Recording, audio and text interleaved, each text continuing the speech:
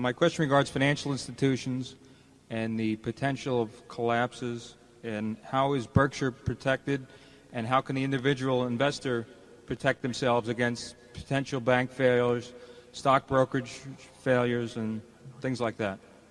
Well, I think as a depositor with large banks or as somebody that leaves their securities with large brokerage firms, I really don't think you need to worry very much. We have a too big to fail doctrine operating in this country relative to what you might call the innocent parties in big financial institution failures. We don't have it in respect to the equity holders, nor should we have it.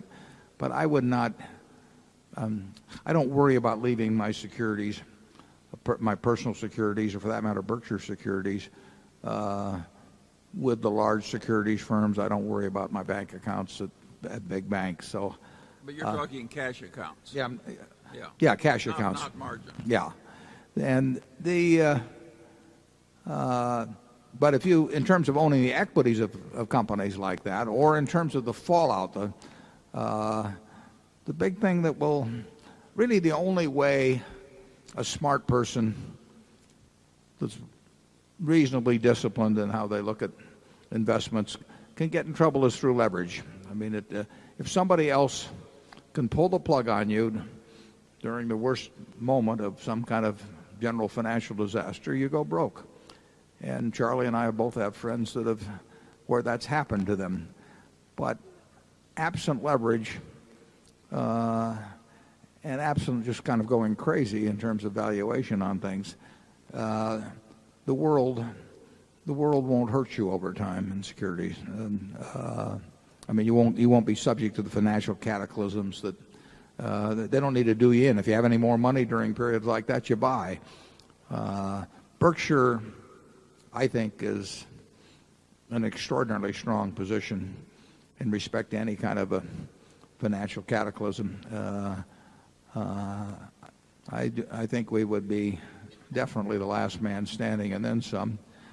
And while we don't go around, like undertakers looking for a plague or anything like that, we would probably do very, very well in the end. And that's happened a couple of times actually in the past, where we've had cash and we've had courage when the world was panicking, and we've done reasonably well during that period. And we've never gotten hurt by what was happening in the world around us, at least in the last 30 or 40 years.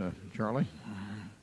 In the old days, the only way you could stop a run on a bank was basically for somebody to come and pile up gold. I mean, they used to race it to the branches that were having a problem. I remember reading the history of the Bank of America on that, and how they would put out runs before the Federal Reserve existed. And the only thing that stopped it was to pile up gold. I mean, if the CEO of the bank came out and said, our Basel II ratio is 11.4%, the line would just lengthen. It would not get the job done. Gold got the job done. Bernanke and Paulson got the job done. But the only way they got it done was saying, we're guaranteeing new commercial paper. We're guaranteeing that the money market funds won't break the bank. We're going to do whatever's necessary. I think Dodd-Frank weakens that, and I think that's a terrible thing to weaken. We bought all of a bank in 1969. We bought a bank in Rockford, Illinois. Charlie and I went and we must have looked at a half a dozen banks at that, in a 2 or 3 year period. Absolutely. Yeah, we trudged around and we found some very oddball banks that we liked. And they were characterized by very little risk on the asset side and very cheap money on the deposit side. And even Charlie and I could understand that. And low prices, incidentally, too. And then they passed the Bank Holding Company Act in 1969, and they killed off our chances to do anything further in buying all of banks. So we look at banks. We will own bank stocks from time to time in the future. We'll probably buy stock in other banks. We've also seen all kinds of banks ruined. I think it was, what was the fellow, M.A. Shapiro, who came up with the statement. He said there are more banks than bankers. And if you think about that a bit, you'll see what I mean. There have been a lot of people that have run banks in a very injudicious manner, but that's made for opportunities for other people. A lot of banks have disappeared over time. I mean, up in Buffalo, where Bob Wilmers runs M&T, there were some other very prestigious institutions that went right down the tubes, and a lot of that happened in the early 90s or late 80s. So I wouldn't look for a single metric like relative PEs to determine how to invest money.